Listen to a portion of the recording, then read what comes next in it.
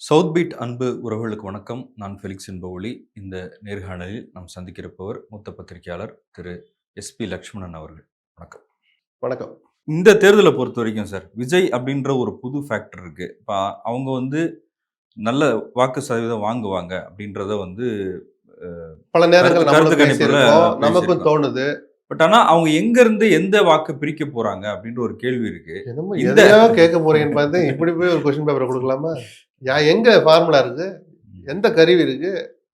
நானும் பர்மா பஜார் ஃபுல்லா தேடி பார்த்தேன். இன்னும் வரவே இல்லைன்ட்டாங்க அந்த கருவி. கண்டுபிடிக்கிற கருவி. இல்ல எல்லாருக்கும் இந்த எலெக்ஷன் ட்ரெண்ட் எல்லாருக்கும் பாதிப்பு இருக்கும் சார். எல்லாருக்கும் பாதிப்பு இருக்கும். எல்லாம் தான் குலதெய்வம் கோயிலுக்கு நேரம் நேர்ந்து விட்டு 1.25 ரூபாய் முடிஞ்சு வச்சிருப்பாங்க. தெய்வமே என் ஓட்டை கொஞ்சம் காப்பாத்திருன்னு சிரிச்சுக்கிட்டு பேசுறோம். நிஜம் அதுதான். எல்லாருக்கும் பாதிப்பு இருக்கும். ரிசல்ட் முடிஞ்சாதான் யாருக்கு அளவு ஆறுனாருன்னு தெரியும்.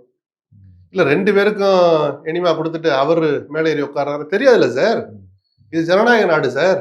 பட் பொது பார்வை எனக்குன்னு ஒரு பார்வை என்னன்னு கேட்டீங்கன்னா, இவ்வளவு பிரச்சனைகளுக்கு மத்தியிலும் எதிரணி ஓட்டு பிரிஞ்சிருக்கிறது. இந்த ஆட்சி வீட்டுக்கு போகணுங்கிற மனநிலை மக்கள் கிட்ட பெருசாலாம் ஒண்ணு மேலோங்கி இல்லை. மௌனமா கொஞ்சம் இருக்கிறாங்க.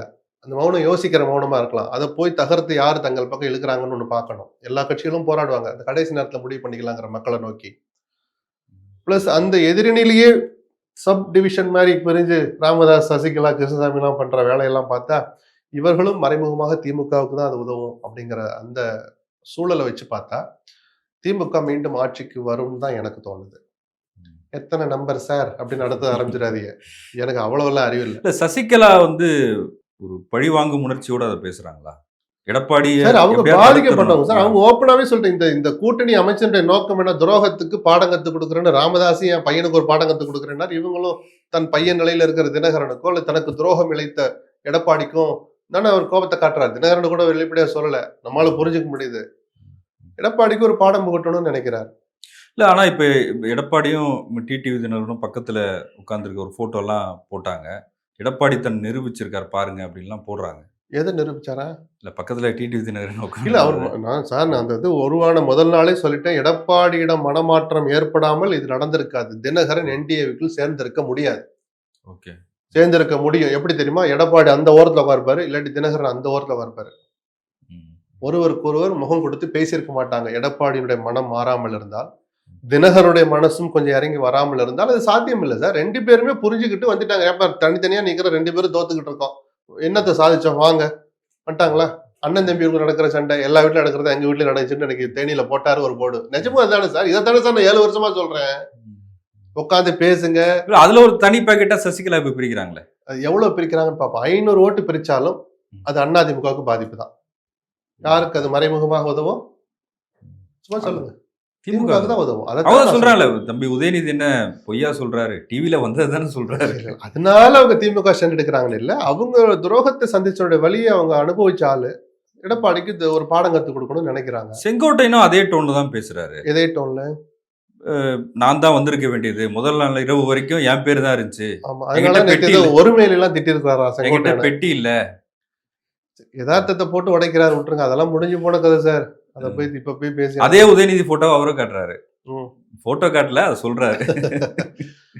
எடப்பாடியால் பாதிக்கப்பட்ட நபர்கள் சசிகலா, செங்கோட்டையன், ஓபிஎஸ் இவங்கெல்லாம். ஸோ எடப்பாடியின் மீதான தாக்குதல் அவங்க தொடுக்கிறதுல ஆச்சரியமும் இல்லை, அது புது விஷயமும் இல்லை. ஆனா பாமகவை பொறுத்த வரைக்கும் யார் சார், யாருக்கு பாதிப்பு அங்க?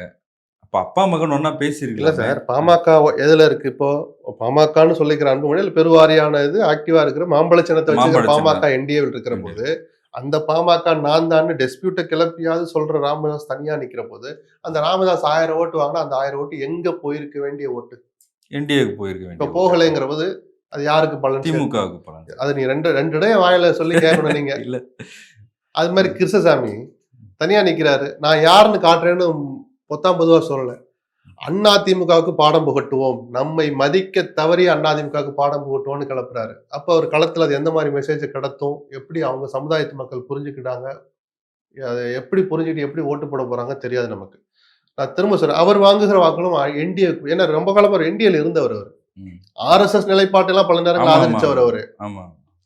அப்படிப்பட்டவர் வெளியே போறதும் திமுகவுக்கு மறைமுகமா உதவிதான் செய்யும்னு சொன்னாங்க. இதெல்லாம் வச்சுதான் ஒரு ஸ்டெப் முன்னாடி இருக்கிறாங்கன்னு சொல்றேன். ஆனாலும் மெனக்கிடணும் திமுக. அன்புமணி அவருடைய மகள்கள் வந்து பிரச்சாரத்துல பேசுறாங்க. அது குடும்ப விவகாரத்தை அப்படியே இல்ல ஸ்டாப் ஜிகே மணி அப்படியே ஒரு ஃபுல் ஸ்டாப் இல்ல வைங்களேன். சார் ஜிகே மணி பேசுறாரு இல்ல அது அப்படியே ஒரு குடும்ப ஃபுல் ஸ்டாப் விவகாரம். வைங்களேன். அதைத்தான் சொன்னேன். அந்த குடும்ப விவகாரத்தை போய் எதுங்க பொண்ணுங்களை எல்லாம் பேசிட்டு விட்டுருங்க.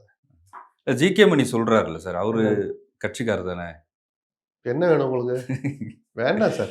ஒரு குடும்ப விவகாரம் அவங்களே தரம் தாழ்ந்து 2 தரப்புமே புத்தி வெளியே என்று பொது பேசுறாங்க. வெளியில் பேசுகிற போது அதே தவிர நம்மளும் பேச வேண்டாம். விட்டுடுங்க. இப்ப தேமுதிக திமுக கூட்டணியில புதுசா வந்திருக்காங்க. பிரேமலதா விஜயகாந்த் தீவிரமா வந்து 4 வாரம் ஆக போகுது சார். வந்து இந்த தேர்தல் வந்திருக்காங்க சார். சரி. தீவிர பிரச்சாரம் பண்றாங்க. தேமுதிக கூட்டணி கட்சிகள் எல்லா வேட்பாளரும் பிரச்சாரம் பண்றாங்க. சில நேரங்கள்ல அவங்க வந்து இப்ப இந்த சமீபமா ஸ்டாலின் முன்னாடி கூட என்ன ஒரே ஒரு பிரச்சனை இருக்கு, பெண்களுக்கு பாதுகாப்பு இல்ல, அதை நான் அண்ணன் கிட்ட பேசுவேன்றாங்க. அதெல்லாம் கொஞ்சம் நெகட்டிவா மாறுது மீடியால. அது உண்மை இல்லையா? உண்மைதான். அதை விட முக்கியமா அவங்க சொன்னது போதைப் பொருள் விஷயத்த. ம். திமுகவினர் தங்கள் தலையில தாங்களே மண்ணள்ளி போட்டுக்கிறாங்க. இங்க போதை கலாச்சாரமே இல்லைன்னு சொன்னீங்கன்னா நீங்க தமிழ்நாட்டு மக்கள் கிட்ட பொய் சொல்றீங்க, தமிழ்நாட்டுக்கு துரோகம் பண்றீங்கன்னு அர்த்தம். ஏதோ நீங்க தான் கடை திறந்து வச்சு விக்கிறீங்கன்னு யாரும் சொல்லல. இல்லைன்னு பொய் சொல்லாதீங்க.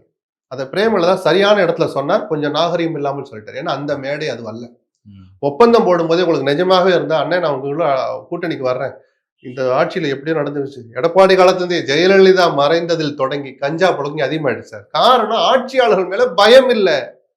கஞ்சா விக்கிறவனுக்கு இல்ல, போலீஸுக்கே இல்ல. இதுதான் இருங்க, இதுதான் நீங்க கவனிக்கணும். கஞ்சா விக்கிறவன் எப்பயுமே நான் தைரியமா தான் இருக்கிறான். யாருக்கு பயம் இல்லாம போச்சுன்னா போலீஸ் அதிகாரிகளுக்கு பயம் இல்லாம போச்சு. நம்ம தடுக்கலைனாலும் மேல இருக்கிறவங்க ஒண்ணும் செய்ய மாட்டாங்க, செய்ய முடியாது அப்படிங்கிற அந்த எண்ணம் எடப்பாடியிடம் தொடங்கியது. துரதிர்ஷ்டவசமாக பல விஷயங்கள்ல உயர்ந்து நிற்கிற ஸ்டாலின் இந்த ஒரு விஷயத்துல கோட்டை விட்டார். அதை சொல்றதுல எனக்கு எந்த தயக்கமும் இல்லை. மந்திரிங்க சொல்றதை நம்பினாரா இல்ல அதிகாரிகள் சொல்றதை நம்பினாரான்னு தெரியல. போதை கலாச்சாரமே இல்லைங்கிறத நம்புறாரு. ஒரு ஸ்கூல் வாசல்லையும் காலேஜ் வாசல்லையும் விற்கிறான் சார்.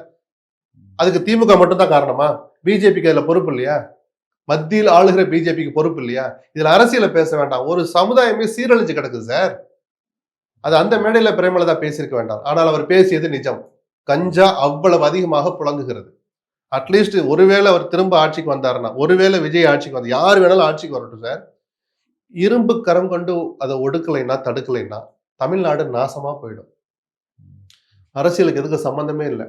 ஏதோ ஸ்டாலின் வந்தாரு, பொட்டலம் பொட்டலமா கட்டி வித்துட்டு இருக்கிறாரு, சித்தரஞ்சஞ்சாலையில இருந்து மூட்டை மூட்டையா போகுது. யாரும் அப்படி சொல்லல. தார்மீக பொறுப்பு உங்களுக்கு ஆட்சியாளர்களுக்கு இருக்கு. அதனால ஸ்டாலினுக்கு இருக்குன்னு நம்ம சொல்றோம்.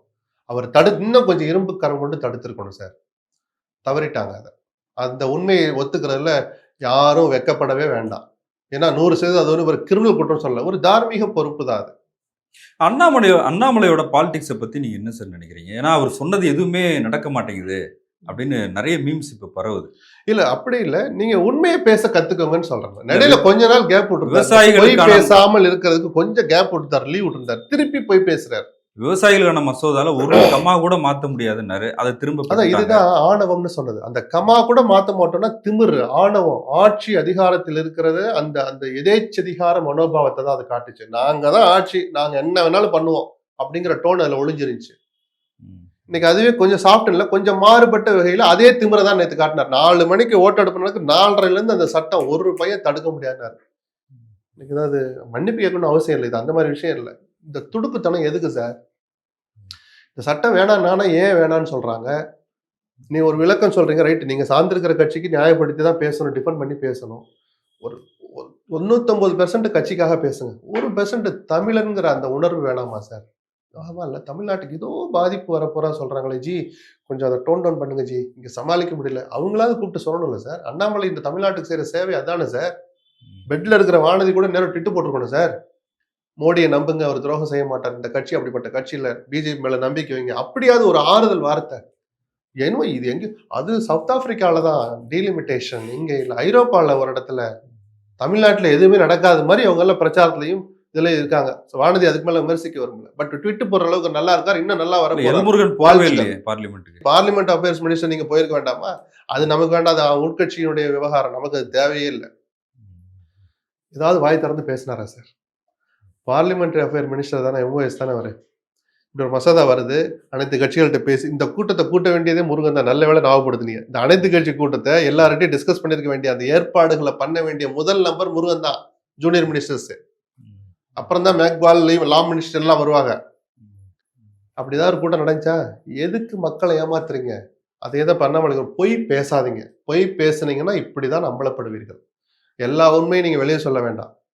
பேசுற விஷயத்த அவரு உண்மையா இப்ப பேசலாம். அண்ணாமலை சொன்னா அது நடக்காது அப்படின்ற மாதிரி அப்படியெல்லாம் நான் முத்திர குத்த விரும்பல. அது நீங்க சொல்லிக்கங்க, நான் சொல்லக்கூடாது. இந்த மதுரையில டங்ஸ்டன் வந்தே தீரும். இல்ல. ஒன்னொன்னா போய் எதுக்கு? ஒரு பொய் பேச வேண்டாம்னு சொல்லிட்டேன். தமிழ் உணர்வோட இருங்கன்னு 2வது வார்த்தை சொல்லிட்டேன். அது போதும். நன்றி சார். உங்க நேரத்துக்கு மிக்க நன்றி. நன்றி.